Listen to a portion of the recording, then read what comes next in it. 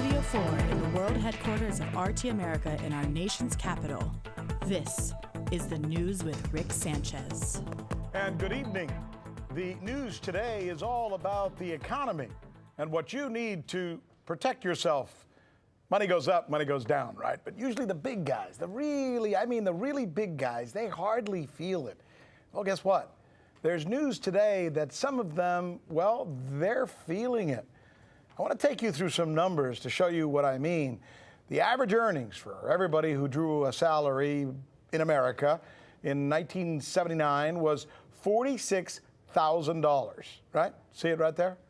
Well, the average earnings for everybody who drew a salary almost 40 years later, 2018 now, the year 2018, $48,000. $2,000 increase over 40 years. That's pretty sad, right?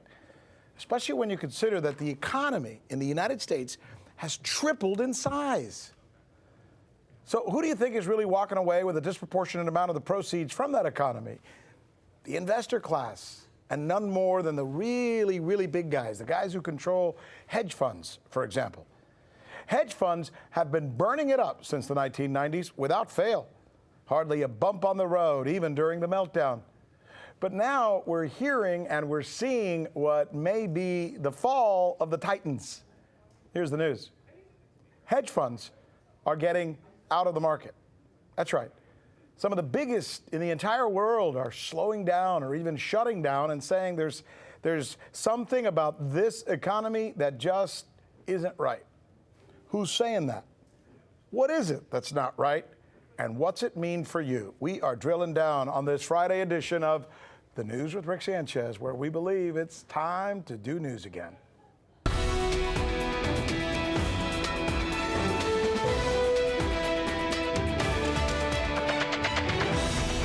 Let's get to it. It's Friday.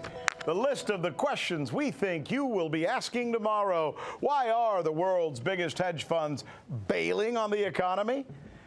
With worker salaries worse than ever, what happened to the labor movement in America? The Queen of England has fired her own son.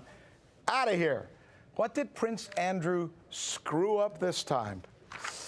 We're going to begin with news about what some call an impending economic slowdown, recession, or worse.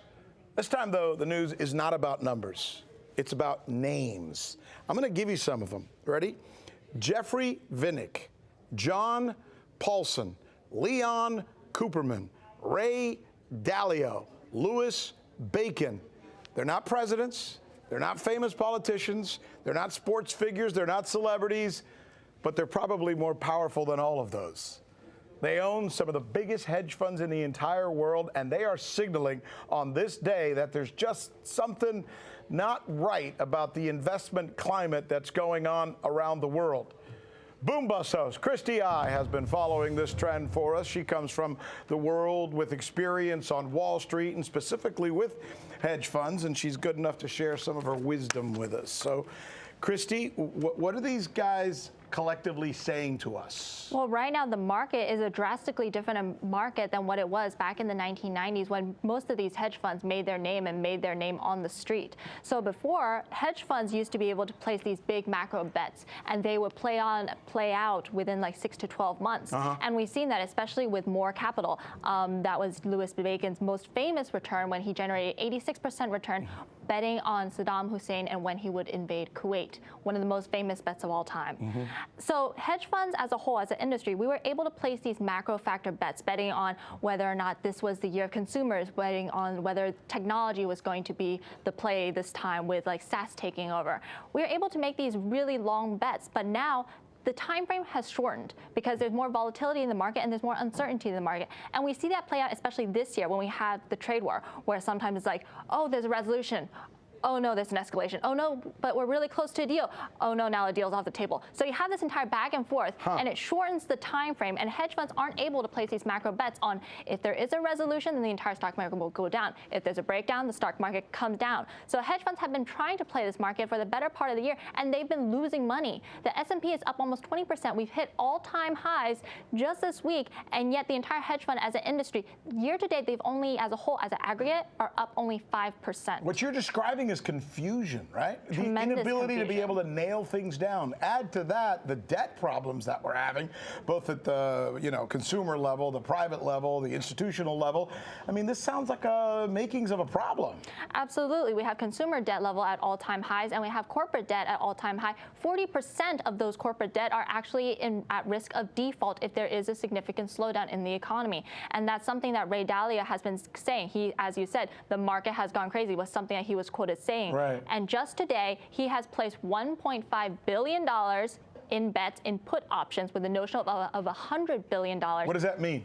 Saying that he's betting against the market? Against the market, that by March of next year, if the market goes down, he'll make money. He's betting against the market, saying that we are at risk of a major fallout. Now, here's the thing, the takeaway for most of the people who are watching you and I have this conversation, right, all over the world. If these really, really big guys are concerned, what's it mean to the average Joe out there? They should be very concerned, because if you have these professionals who their entire job is to look at the market, analyze the market, play the market, if they can't make any money, the average person doesn't really stand a chance. And especially as we described, the market is a significantly different environment than what it was 10 years ago. Because especially in the U.S. equity markets, they're mainly flooded with bots and algos and quants and machine algorithms that react much faster than humans can. And they trade off of news much faster than we can read news too. I'm thinking, and we're down to 20 seconds according to my producer, but I think, boy, the takeaway here is get ready and always remember cash is king. Cash is always king, and it's always good to have dry powder. So if the market does fall off, you have dry powder in order to deploy into the market at very rock bottom prices. So if you're thinking about buying that Bentley or that Corvette, you might want to wait. Better wait for a recession when there's a fire sale. Oh, that's great. Thanks, Christy, as usual. Great information. You're so smart. We talked about the big guys with Christy. Now let's switch the conversation to the not so big guys and gals, the plight of workers in America in terms of salaries and benefits and protections and even respect may be at an all-time low. Labor rights, unions, suddenly those are like dirty words. Every once in a while, though, labor does raise its collective voice, and it makes some big noises nationally. So it is this week in Indiana, where thousands of teachers are on strike and forcing more than 140 school districts to close their doors. And joining us now to talk about this is Chris Hedges, Pulitzer Prize winner, host of On Contact, and former bureau chief for the New York Times. The situation in Indiana that we're seeing now in the news, with so many people apparently standing up and holding these protests. This is part of a labor movement that, to use your word, we rarely hear squeak anymore. Yeah, well, I mean, labor organizing, labor movements have been reduced largely to the public sector. They're about 6%. I think we have a total of about 11% unionized. At its height in the 1950s, you're talking almost to 40%, certainly the high 30s. So there's been a war against labor unions. Mike Pence, by the way, out of Indiana, there was a huge, they de-unionized the corrections officers, the police, and so why?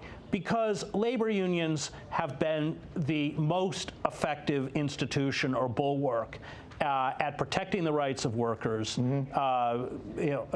job safety, protecting pensions, protecting abuse of workers by corporations. And so corporations, following the New Deal, right after World War II with the 1948 Taft-Hartley Act, went to war against unions, and they've been largely successful. Unions have been eradicated because, remember, all of those public sector unions, a lot of them don't even have the right to strike. And so what's fascinating about the teacher revolts, we've seen them in Chicago, in Virginia, West Virginia, Wisconsin, is that they often are defying their own union leadership in terms of going out on strike.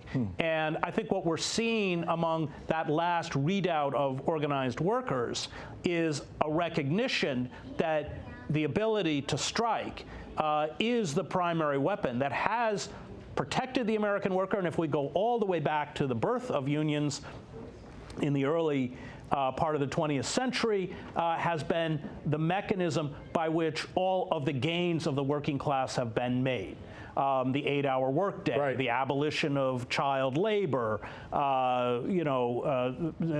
workplace conditions, et cetera, right on down the line. And so we've seen a reversal of that, and now what we're seeing, and it's quite heartening, is an attempt by those last organized sectors to begin to make their clout felt, and they understand that that's the only way they can get safe, fair working conditions and decent, sustainable wages. But how did this happen? And we probably need to give real credit to a 3% of the population who's been able to convince the other 97% that they don't need to have rights as workers.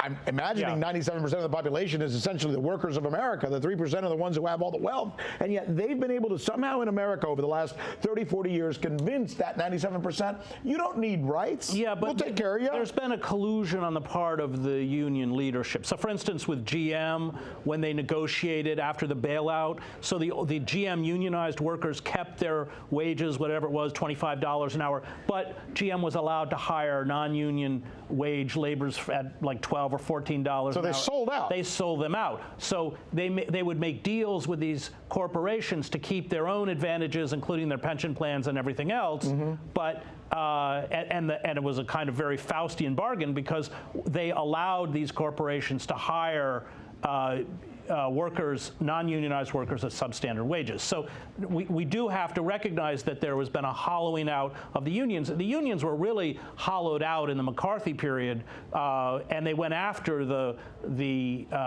most successful union as if they were communists. Right. If you're a worker, you're a communist. Right. The old CIO and then so by the end of the 1960s, you have the AFL-CIO led by George Meany and Lane Kirkland, who are cheering on Nixon's war in Indochina. Well, that is not something that would have happened in the 1930s, but it was a kind of window into, and of course they were all working with the CIA, sending union organizers over to defeat quote-unquote communist or leftist unions. So there has been, coupled with this very draconian assault on the part of the business elites against unions, also in essence a kind of control or collaboration with many union leaders who are willing to do their bidding, and we almost have to start from scratch. But I think that's what's so fascinating about so many of these teachers' organizations is that they are either getting rid of that old union leadership class or even in some cases define it. How is this going to come back, though? I mean, will it take a huge mega recession / depression? Part of the problem is the configuration of the workplace, because when you have workers in a huge GM plant, we have to also recognize automation. Right. So when they rebuilt those plants, there was a famous story of Obama going out when they were going to inaugurate the plant. His plane lands and he realized, no, instead of like 5,000 workers, there's only 600 because it's all automated. He never even went to the plant. They sent him back to Washington. So it's automation, it's outsourcing. The deindustrialization means that we don't have those workplaces. You have service jobs like Walmart, and boy, there's the science of anti-union activity. Shifts are staggered. Any whiff of any type of organizing, they have literally, I'm not making this up, they have a hit team that flies in on a Learjet or something. Wow. Yeah. So, and the fact that our unemployment rate is far higher than the official statistics for all of the reasons you know. I mean, if you work 1 hour a week in this country, you're counted as employed. If you work 28 hours a week in Walmart, which puts you below the poverty line, you're counted as employed. Right. The Walton family, which makes $11,000 an hour, it has their employees handing out forms for food stamps because you qualify. So the whole system's fixed. What is it going to take? Well, we're going to have to reverse the death grip that corporate power has on every institution. Someone's going to have to stand up, and at some point it's going to be more than just a someone. It needs to be a whole bunch of people, and that's what I know that you've argued it's probably coming. Chris Hedges, thanks so much. Appreciate your time as usual. Yeah, thanks, Rick. Tonight, the third child of the Queen of England, which automatically would make him one of the richest men in the entire world, has been fired. His mother has decided that Prince Andrew should no longer be a part of any royal family activities. The reason, accusations that he partied with Jeffrey Epstein and slept with his underage victims. Epstein's underage victims. But it's not really the accusation that has apparently done in the prince. It's the interview, the one he did with the British state television, the BBC, that did not go well. Not at all. Ben Swann joins me now, longtime reporter like myself. Oh my goodness, this could not have gone worse. It really couldn't have. It's horrific. And imagine this. Is she lying that you had sex with her when she was 16? You have to say yes. Is she lying that you were a part of this den of debauchery with one of the most prolific child sex predators in modern history? And he says, it's difficult to say. Yeah. Who really knows? Is it true? Is it not true? I don't know. This is really amazing. Yeah. And I don't know if you heard the news, but just today they announced that his chief of staff has been fired for allowing him to do the interview as if it's her fault. Right. Look, I don't even know why he did the interview in the first place. So the bottom line is, I like how you started it saying he's been fired by his mummy, right? Because mummy has told him he can't do what? Can't do ribbon cuttings anymore? He can't show up at events that Meghan Markle and Prince Harry run away from every single week? Could he have done this right, by the way? I mean, you and I watched it together. You went over we were sitting in my office like two little school kids watching something. Right. And it's fabulous. And I was cringing as I was watching it. I'm not sure. You have to be a really bad human being, I think, to get away with something like this and then be able to go on a network and lie and get away with it. I don't think it was possible for him to do this right. I like the way you phrased that wording. Go back and watch that again on YouTube, folks, the way that Rick said that. How do you do this if you're not lying, right? Yeah. Listen, if you're telling the truth, if you have nothing Which he's to obviously hide, not. Clearly. Yeah. Right. Then you can go out there and you can say, look, here's why she's not telling the truth.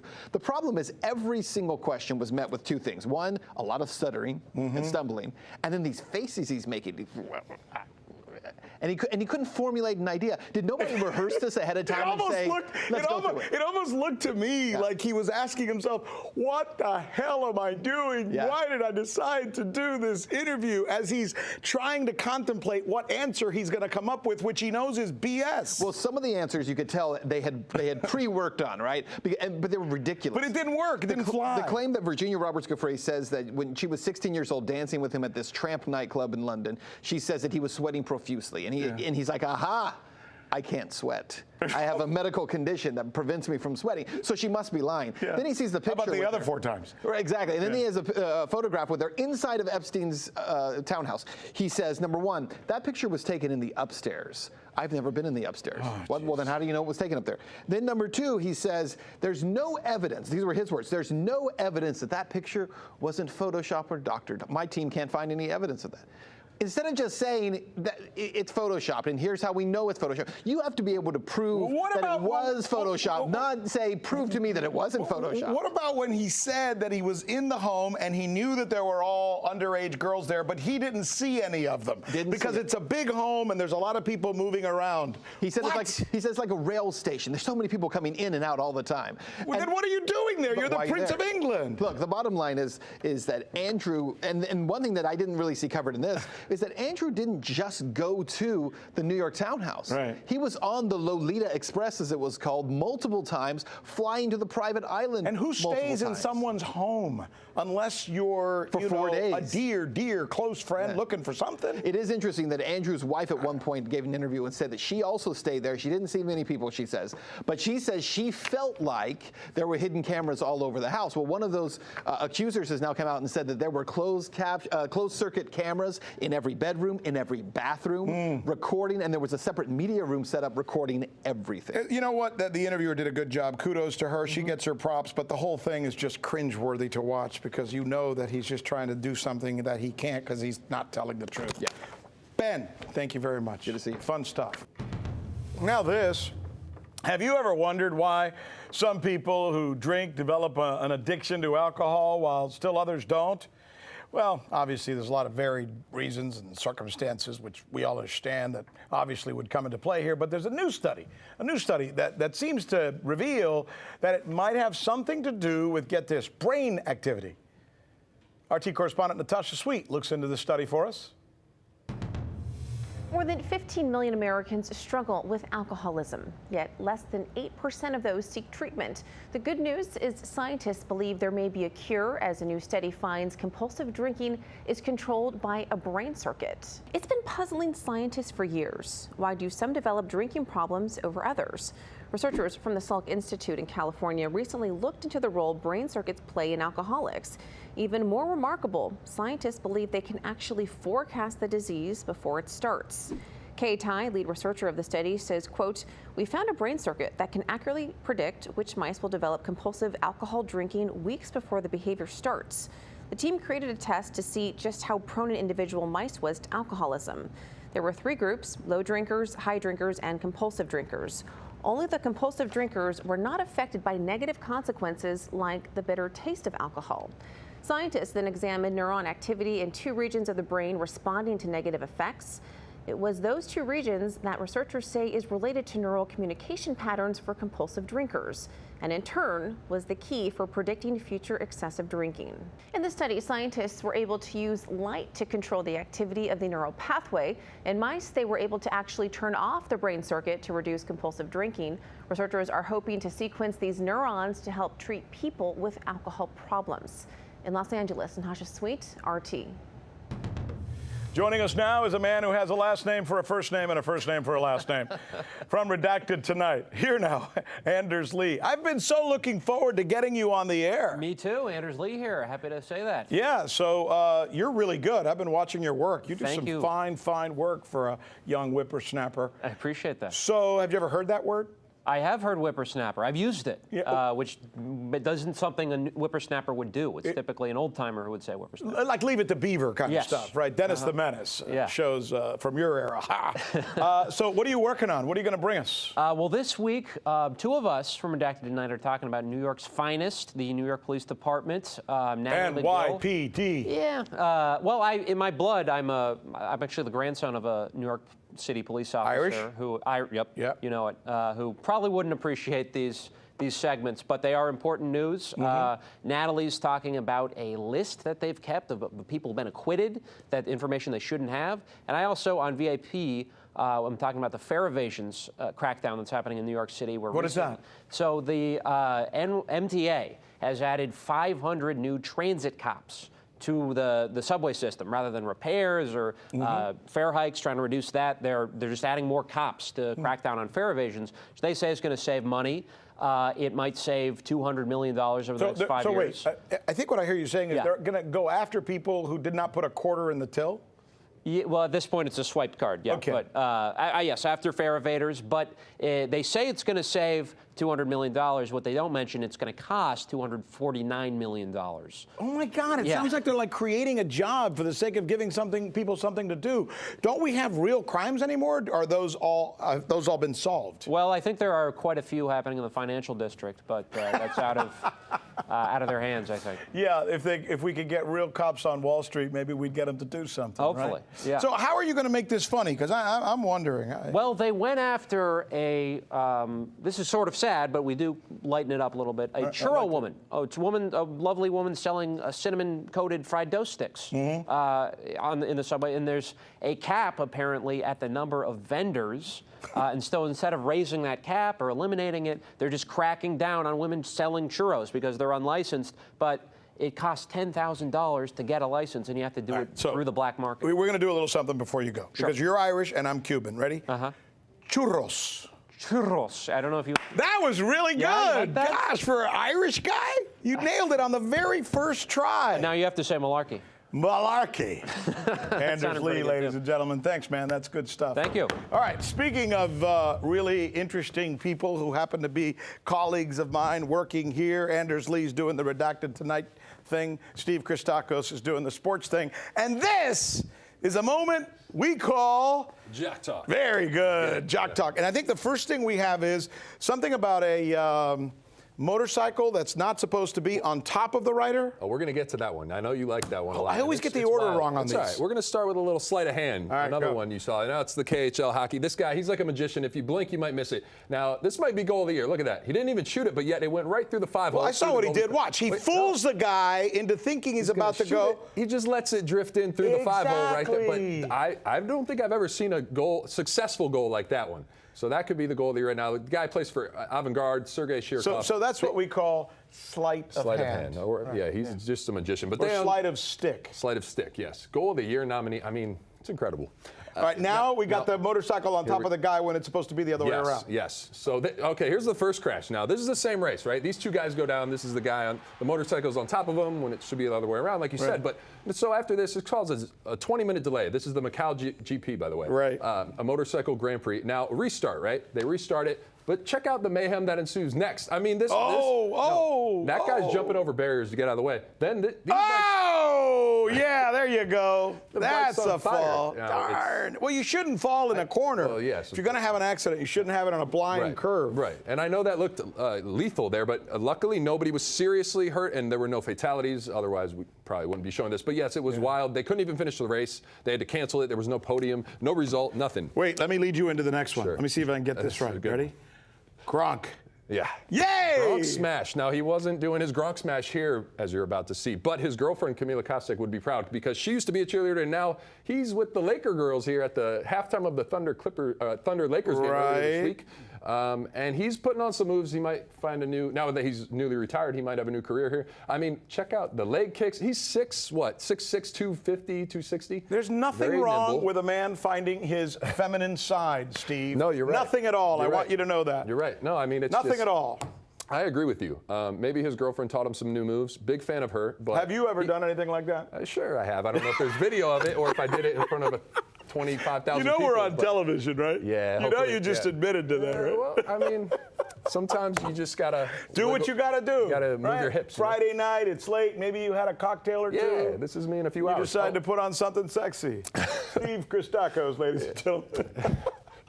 All right, now we're moving on. We're ready for our top video of the week now.